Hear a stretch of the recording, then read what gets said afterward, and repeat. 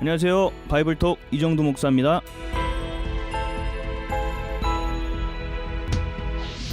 다윗은 하나님을 마음껏 찬양했던 사람입니다.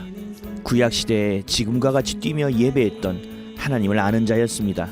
회개도 그렇습니다. 회개의 고백 또한 깊이 고백했던 사람이 바로 다윗입니다.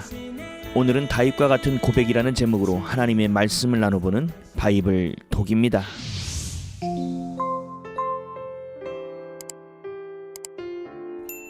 얼마 전 그동안 참고 기다리는 것이 다 무너져 내렸습니다. 자녀들이 온라인 교육으로 대체된 것으로 인해 스마트폰에 너무나도 자연스럽게 노출되었습니다. 온라인 교육이 코로나 시대에 교육을 받을 수 있게 해주는 것이 아닌 도리어 자녀들을 스마트폰에 중독되게 만들어 학습의 공백을 더 크게 만드는 것 같습니다. 요즘 유모차를 자세히 보면 아기들 앞에 스마트폰을 고정시켜놓고 계속 틀어주는 것을 볼 수 있습니다. 식당에 앉아 밥 먹는 내내 자녀 앞에 스마트폰을 켜놓습니다. 아이들이 징징거리지 않게 하고 자신의 일을 할 수 있도록 도움을 받을 수 있지만 이것이 자녀를 스마트폰 중독되게 만드는 것을 잘 모르는 것 같습니다. 볼 때마다 아찔합니다. 그런데 내 자녀가 공부라는 이유로 스마트폰에 노출되어 있는 모습은 매일처럼 제 마음을 힘들게 했습니다. 물론 시대가 나와는 다른 온라인 시대이기는 하지만 절제라는 단어를 가르치는 부모가 함께 사라진 것이 더욱 심각합니다. 어떤 정점을 넘을 때 절제를 가르칠 수 없다는 것도 인지하지 못합니다. 큰아이가 중학생이 된 이후부터 1년 반이 되는 시간 동안 가르치며 스스로 절제할 수 있기를 기다렸습니다. 넘어져도 또 일으켜주고 또 넘어져도 일어서기를 기다려주었습니다. 때마다 설명해주고 이겨낼 수 있는 방법도 함께 찾아보았습니다. 하지만 늘 그때뿐입니다. 그러는 가운데 폭발했습니다.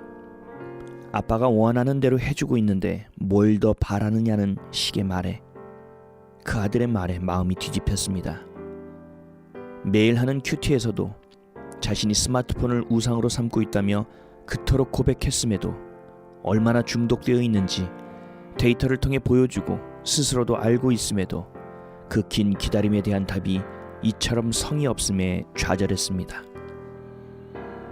스스로 이겨내려고 하는 줄 알았는데 그게 아님에 낙심하고 소리쳐버렸습니다. 무너져 내린 마음을 추스리지 못해 밖에 나가 한참을 돌았음에도 마음이 해결되지 않았습니다. 하나님을 향한 기도조차도 푸념밖에는 나오는 것이 없었습니다. 마음을 완전히 빼앗겼습니다. 방에 들어와 어찌할 수 없는 마음을 스마트폰으로 달래고 있는 나를 발견하게 됐습니다. 더 큰 절망이 밀려옵니다. 낙심의 물꼬가 트이자 이곳저곳이 함께 무너져 버립니다.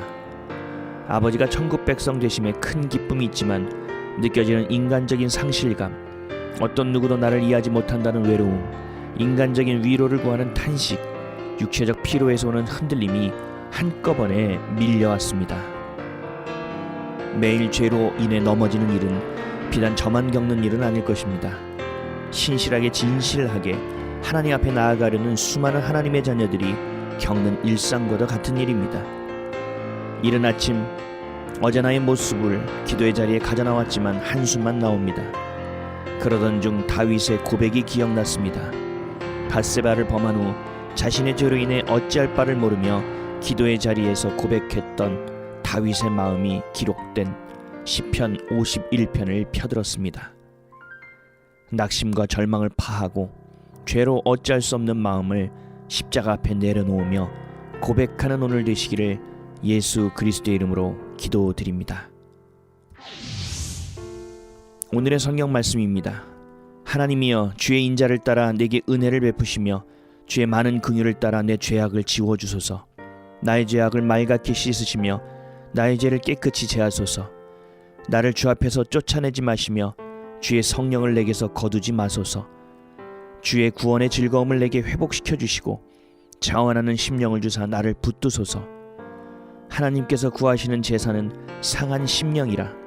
하나님이여 상하고 통회하는 마음을 주께서 멸시하지 아니하시리이다. 시편 51편 1절에서 2절, 11절에서 12절, 17절 말씀. 아멘.